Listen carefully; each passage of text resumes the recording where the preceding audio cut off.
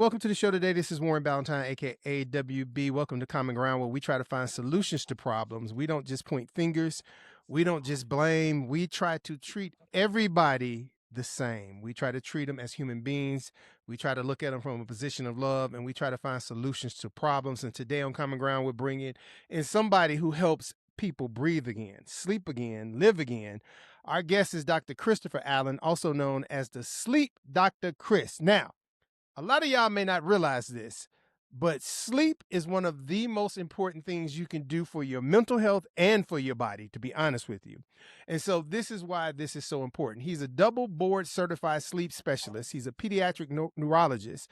He has 2 decades in the game and he knows sleep like some people know sports. He treats sleep apnea, insomnia, restless legs, and all these things people try to ignore.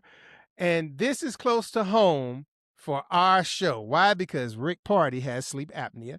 And you know what? I may have it myself. I may not know it, but I think I may have it too, to be honest with you guys. Dr. Chris doesn't talk over people, he breaks things down. So any parent, any kid, anyone tired can have a conversation about this. And he's using TikTok and social media to teach people how to stop their sleep and to stop fighting their sleep, excuse me, and to find different ways to get help. So let's get into this so we can learn today. Dr. Chris, welcome to Common Ground. Hey, Warren, it's great to be here. I'm just really excited. And I always tell people this. I'm just a guy that likes to talk about sleep. And so any chance I get to talk about sleep, I'm really excited about it. So thank you for having me on your show. Now, Dr. Chris, I want to jump right into this. You treat sleep apnea every day. What do people get wrong about what it is and what it does to our bodies? And the hard part about it is like the first thing that people usually get wrong about it because people will know about sleep apnea because they'll see commercials that talk about like the mask or like CPAP therapy. But one of the things that people get wrong about it that there is many different ways to treat obstructive sleep apnea. So that's one thing they get wrong about it. And then the second thing that they get wrong about it is that when they think about obstructive sleep apnea, they think it's like an overweight man. It's like, well, I'm not an overweight man, and it can happen in anybody. I'm very fortunate where I get to treat young and well kids and adults for obstructive sleep apnea, and one of the things that I do, I never assume that people know what obstructive sleep apnea is. So I always like to go over that aspect of what obstructive sleep apnea is. And the biggest thing is when you fall asleep, all the muscles in your body relax. Your legs, your arms, the muscles in the back of your throat. So if you have your mouth in the back of your throat when you're awake, airways going in and out, no problem. But when you fall asleep, the muscles, especially in the back of your throat, are relaxing. And when you fall asleep and you're breathing, this is what people hear. That's how snoring happens. And so if your muscles continue to Hmm. relax, your airway starts to close. And so there's no air going to your heart, your lung, or your brain. But they don't know what's happening back there. So your heart's working harder, lungs are breathing in deeper, and your brain sends stress signals all over your body. Then all of a sudden, you wake up. Well, not you, your body. Sometimes you. Then you fall back asleep and it happens over and over and over again.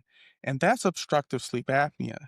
And the thing is that there's 80% of people in this world that has obstructive sleep apnea, and they don't know that they have it. Yeah, I think I'm one of those people. I think I'm one of You those know, people. it's Now, not the it's not the first time. I usually hear people that's like, "You know what? Wait, that might be me." And the thing is that knowledge is power. And that's why I love doing interviews like this because it makes you look at yourself. It makes you look at like other people because people are like, "Well, I know someone like that." And the hardest part about it, and the hardest part about my job, I got to talk to things about happen to people when they're unconscious because a lot of times this happens and people don't know that it's happening. And so one of the things that, like you were asking, that people don't get is that one of the things I hear the most is two things in my clinic. One, like especially from men, like my wife says I snore. My girlfriend says I'm snoring. And so the thing is that I hear that a lot. And then the second thing I'll hear is like, oh, I sleep fine. And so you might feel that you sleep fine. The most important thing that you could do talk to your bed partner. If someone has seen you sleep, ask them, how am I sleeping?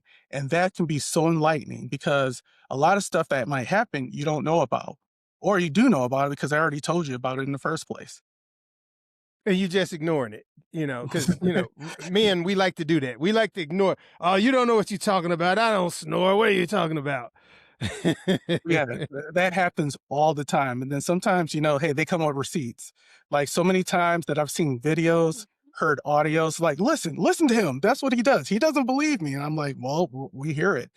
And a lot of people tell me, it's like, "Well, I sleep by myself, so how do I know if I have a problem?" Well, there's some signs that you can look at too. For the most simplest thing is that, Mr. Sandman wants his money, and how you pay him is by sleeping. And for an adult, you have to sleep anywhere from 7 to 9 hours of sleep. That is normal sleep for anyone that's 18 and up. So, first, if you're not getting that, you have to ask yourself why. But if you are getting that and you still wake up and you still feel like you're not rested, that's a sign. If you're waking up with a dry mouth, that's a sign. If you're going to the bathroom constantly overnight, like more than 2 times, or at least like 2 times or more, that's another sign outside of talking to a bed partner. So even if you see that within yourself and you're just waking up and you don't notice a difference, then you know that there could be a problem. And then that's when you get that investigation about talking to your primary provider or coming to a sleep doctor like me so we can get that testing to see if you have obstructive sleep apnea. Let me ask you this, because a lot of people, when they hear about this, they're worried about the diagnosis, right? They're, like you said, the CPAP, the implants, the all these other things. Is there? You said there's multiple ways to kind of to treat this, and so I kind of want to dive into that because when people hear the diagnosis, that's the first thing they think about. Because even Of course. look, you said 7 to 9 hours of sleep, right? Mhm. So going to undergrad and graduate school and law school, I trained myself, especially in law school, I was getting like 4 or 5 hours of sleep because it's so much studying you have to do. And so my body got used to that. And like for years, I lived off of 4 or 5 hours of sleep. Now that I've gotten older, I'm like, man, I need to sleep at least 6 hours now, 7 hours now. But Yep. how do you get somebody who's in that age bracket or in those schools, in medical school or in law school or in a high stress job where they're working so much that they're only getting those 4 or 5 hours of sleep? How do you help those people as well?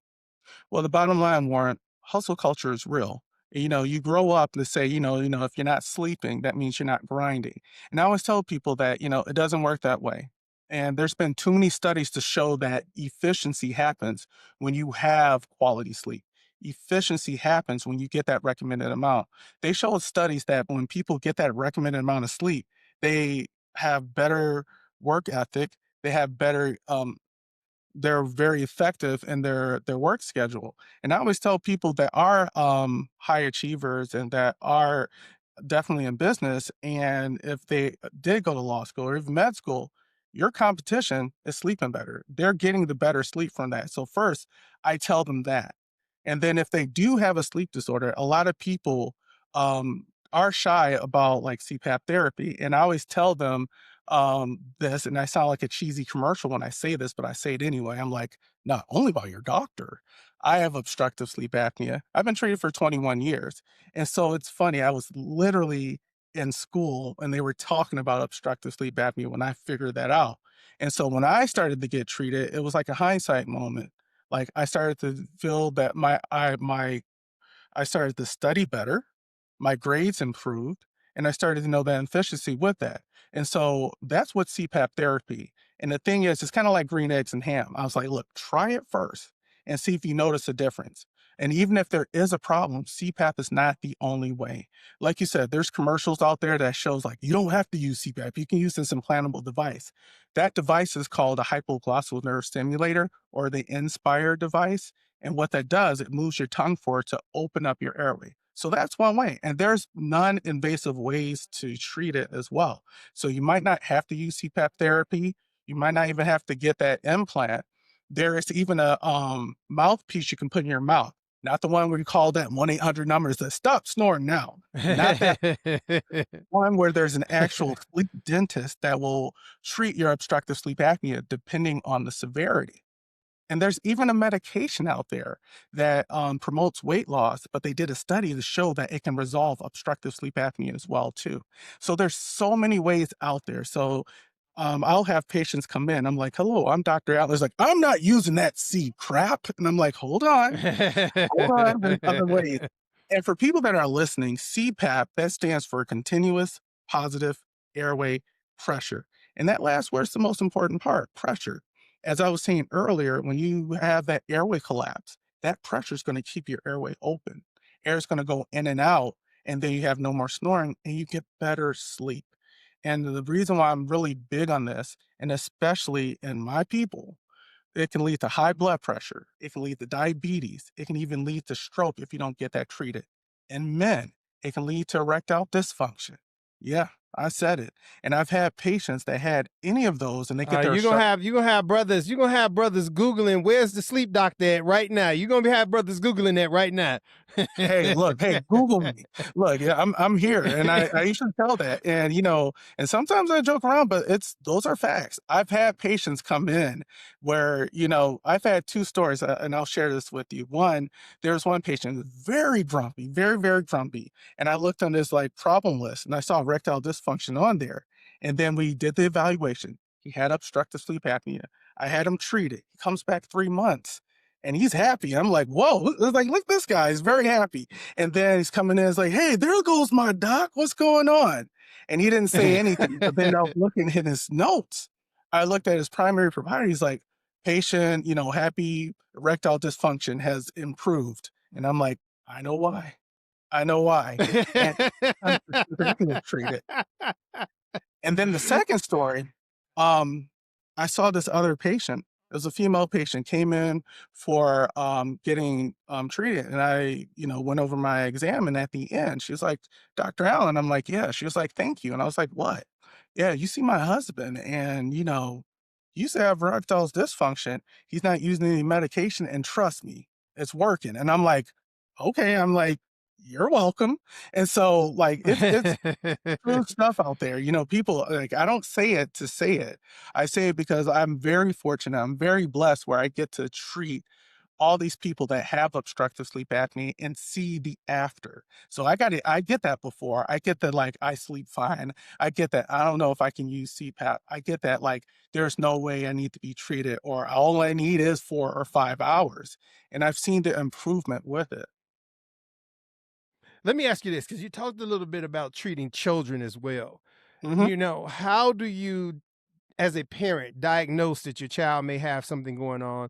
And then, what's the youngest that somebody can come in with sleep apnea? And so I always tell patients that I see people from birth to death. And with sleep apnea, it happens, there's different reasons why it happens in children. And sometimes there's a combined reason that can happen where it happens in adults as well. And so what I usually tell parents, small kids, small airways. And so there's things that are obstructing it. And so, for example, if they have large tonsils, and they're trying to fall asleep, like I was saying earlier, and their muscles relaxing, there's things that can obstruct it. So it can be their tonsils and their adenoids, which is like the small tonsillar tissue all the way in the back of your throat, which you can't see. And so, like, you literally need a tube to go down your nose to actually see it. But what I tell parents to look out for is look to see if they are snoring, but not just snoring. They might have their mouth open when they're sleeping. They might have their neck arch and they might, be a restless sleeper, but then also look at what they're doing in the daytime. And here's one thing I always tell patients, because I'm also a pediatric neurologist. If they have symptoms of ADHD, it mimics obstructive sleep apnea in kids. Mm. So, I tell them if someone comes in for concern for ADHD, I talk about their sleep. And then I found out, wow, they are snoring. They do have large tonsils. They are very hyperactive and attentive during the daytime, which is a sign of not getting quality sleep overnight. Sounds familiar? It sounds like ADHD. So now to be true, they can still have ADHD, but I always make sure to look at their sleep because you could be missing a sleep disorder. And the way to treat it in children, you can use CPAP therapy that we were talking, but that's not the first way that you go to. You go through trying to resolve it by doing an adenotonsillectomy, meaning removing their tonsils and their adenoids to open up their airway. Then I get another sleep study, see if it's gone. If it's not, then I use CPAP therapy. There's other ways like myofunctional therapy where they can work on their saw palate to make sure to keep their airway open and strong. And so there's airway therapy too. So there's many ways to treat obstructive sleep apnea. But if you see that in your kid, talk to their pediatrician or their provider to see if they can get a sleep study so they can get treated. And if you talk to them before, there are pediatric sleep doctors, such as myself, because I see kids and adults that can help you out as well too. Let me ask you this: you do a lot of stuff on TikTok. You do these videos that's very kind of self-explanatory. Mhm. One, give everybody the handle on TikTok where they can follow you. But two, So what made you start doing the TikTok videos? So the thing is that I'm on all social media. So I'm on Instagram, I'm on TikTok, I'm on LinkedIn, I'm on YouTube. So all you gotta look is put in sleep Dr. Chris. So sleep Dr. Chris. And even if you put that in Google, I'll come up. I even have a website, www.sleepdrchris.com. Again, sorry, shameless plug. I know you said social media, but I had to throw that No, no, out no, there. no, no. I want you to tell everybody where you at because it's a lot of people listening to this and they might be concerned about themselves or their children or their Oh, husbands or definitely. even their wives because women have sleep apnea too. And so Exactly. so definitely I want people to be able to find you. So yeah, promote everything, brother, please. Oh, trust you, I will. Like I always say, shameless plug. There is no shame. And so, yeah, if you look up Sleep Dr. Chris, and the reason why I did that, because I remember a couple of years back, because I've been doing this about 2.5 years now, just on social media. I was in my office and I saw my staff, they were looking at this video, and it's like, hey, doc, they're talking about sleep on here. And then I looked in there, I was like, wow, they are, but that's wrong. And I'm like, okay, it's like, like, there need to be a voice out there to do that, and, and I'm a guy, like, I mean, I like social media. I would go on there, I would do some funny little meme or something on my personal page, and I was like, "You know what? Let me combine some of the stuff that I love." And I love talking about sleep. And every once in a while on my personal page, I would talk about sleep every once in a while. But then I was like, you know what? Let me do this. I'm a sleep doctor and I'm gonna go out there and just not help people in my office, but to put that out there. And I always say two things. One, I used to do this campaign, CPAP is sexy. And I'm like, every National Sleep Day, I would talk about sleep apnea. And I work out. I try to show a nice little picture of myself looking all muscular with a CPAP on, saying, "Hey, CPAP is sexy because I'm sexy." So I try to do that, and that would get some groundwork. And then what I would do is put that out there. I was like, you know what? Let me try to do that. And when I did, I just saw just how people are just asking questions and seeing that they need help out there. And the thing, Warren, that you said, there's like sleep affects everybody. Everybody sleeps. And the hard part about life is that the first thing someone will sacrifice is sleep. And you do that personally. Even my colleagues would do that. And that's what we grew up learning. Even in college, it's like, oh man, I got that test. And then you're like, okay, well, let me pull an all nighter. But there's studies to show that that doesn't work. And there's also studies to show that you remember things when you get in your REM, your stage R sleep, to better consolidate your memories. And so that's why, I did that. I've been very fortunate to get just the recognition and being online, get the fortune to be on your show just to talk about sleep and just to know that sleep is possible. And a lot of people just blame sleep on it's just the way that it is. And I'm telling you that it's not. I tell women, it's not you're tired, it's not because you're a mom, and there could be some concern of being perimenopause or going through menopause, but no, there's still a way where you can still get quality sleep, still wake up and feel alert. Because I've seen it too many times when you get that quality sleep and people are getting better. And one of the things, I love neurology, but I'm really passionate about sleep because I just see the quick turnaround when you find out that you have a sleep disorder. I always call my follow up appointment after seeing me the hindsight appointment because now they're just like, wait, I'm not waking up overnight anymore. I'm actually not taking that nap. I'm only drinking coffee because I like the taste, not that I need it. And so, yeah, so if you go online, just put in Sleep Dr. Chris, you'll find me. I made sure to put myself everywhere. You know, I'm on Instagram. And actually, I'm very fortunate because I had a milestone on Instagram and Facebook where I'm almost at 90,000 followers on Facebook, but I'm at like 320,000 on Instagram. And then, TikTok is coming up. TikTok's is like, I got to work on my TikTok dances to get the followers up. But, the content is still there, but, also, if you're not on social media, because there's people that are not, that's why I got the sleepdrchris.com. It's the sleep hub where I have some tools to help you out, from there, and then there's gonna be some information about sleep coaching that I'm gonna put on there as well. So that's sleepdrchris.com. And one of the things that, I was mentioning earlier before we start recording, you know, the biggest thing that I'm really big about is getting information out there, especially for parents. And you asked the question about parents. I have a children's book that just came out that's called Sweet Dreams. In social media world, I always tell everyone sweet dreams. That's like my sign off. And I even do it on Saturday nights. I've had some celebrities that's been able to say that. And the thing is, I have a book that talks about my personal story about having obstructive sleep apnea and give information to parents on what you can look out for and when you should send it to your doctor. And so not only is just a personal story for me, it's a way and an avenue to help parents out there as well. You know what? Let me say this to everybody out there who may think sleep isn't a big deal. I'm gonna be honest. I didn't think sleep was a big deal until I started representing professional athletes in certain areas, and that's when I realized how important sleep was because part of their workout, part of their routine is nap time during the day, nap time during the night, them going to bed and getting 7 to 9 hours of sleep. That is part of their routine for their health, for that they can stay in top shape and perform. So sleep is very, very, very important. In fact, you also treat restless legs. Let's talk a little bit about that because a lot of people don't even understand that how that happens as well. Yeah, and it's cool, and I'm glad that you brought up athletes. Like, if you talk to, like, the GOATs in the league, like, you talk to the LeBron James or even the Tom Bradys, and, like, the thing is that what they'll say is sleep, and that helped them win Yep. their championship. That's how they had their championship DNA, Yep. as far as making sure they get that good sleep, and the bottom line is sleep is recovery.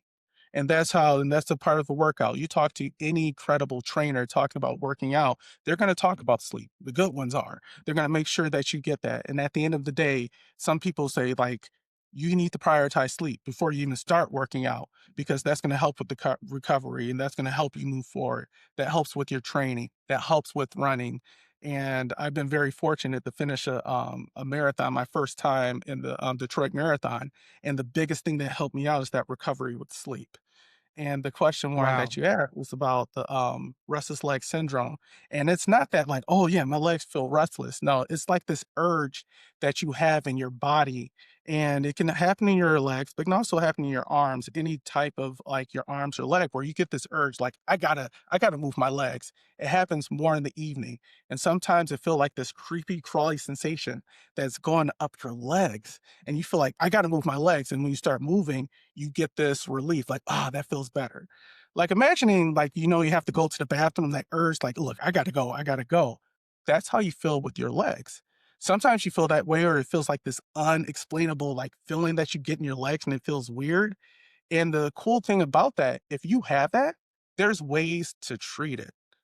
First, if you have a sleep disorder like obstructive sleep apnea, getting that treated can make it feel better. Sometimes it's because your iron is low, but not just your iron, the little bank that iron goes into, they call it ferritin. It's like this little bank account that you have, and it might be normal, but if it's below a certain point, it can start making your legs feel that way. And then sometimes at night, you might be like jerking and kicking your legs too. That's a different disorder, but it is a cousin and a marker to say that, you know what, you might have restless leg syndrome. They call that periodic numbness of sleep. It's just a fancy way of saying that, like, when I'm sleeping, my legs are moving. Now, if that's happening, it doesn't mean you have restless leg syndrome, but it does make me ask those questions to my patients. You know, Dr. Chris, before we get out of here today, I want to ask this question because I know a lot of people say, okay, maybe I have this, maybe I don't. What's the first step to getting treated for sleep apnea? Is it going to your regular, your primary care doctor and saying, "Hey, I think I have sleep apnea. Can I get a study?" Or do they recommend you to a specialist? How does it work? Wanted to answer that question, all the above.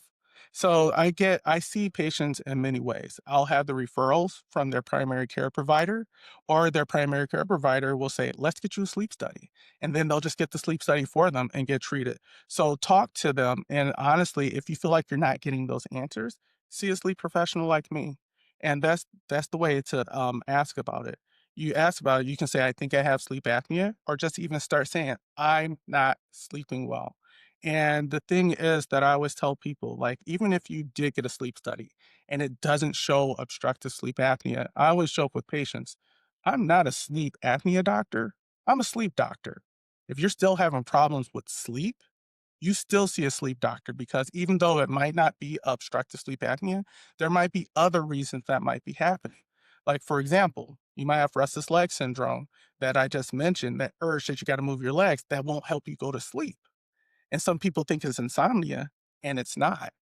Or you just might have a different time zone in your body, whereas, like, wow, I can't go to sleep, or I sleep too early, and your brain just thinks it's in a different time zone. And that's like a circadian rhythm disorder. It's just a fancy way of saying that your brain is in a different time zone. So there's ways to treat that. So talk to your primary care provider.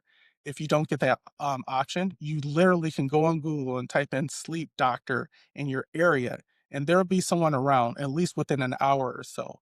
And if you don't, there's organizations out there. There's an organization I work with that's called Project Sleep. They have a sleep helpline, and you just call them and say, "Hey, like, I have these problems. What do I need to do?" And they'll find ways to help you on that. Well, pick up the book Sweet Dreams. Also, Dr. Chris, give them your how they can find you on social media one more time, and then we getting out of All right. here. All right, easy. Go to www.sleepdrchris.com. So sleepdrchris.com. And in any social media, just put that in, Sleep Dr. Chris, and you'll find me. And as I always tell people, like, thanks for listening, but sweet dreams. And get that Sweet Dreams book for your children, for yourselves. You can get it, I'm sure, on his website, maybe Amazon as well. Yes, you can get it on Amazon. It's on Amazon, Barnes and Noble. You can get it from the website, which links to all of that. And when you get to the website, it'll pop up. Make sure you go to the website and check it out. Dr. Chris, thank you so much for teaching us about sleeping. We got to have you back on again, brother.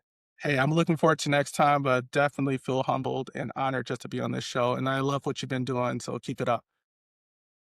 Thank you, brother. We'll be right back with more Common Ground you're listening to right here with me, Warren Ballentine.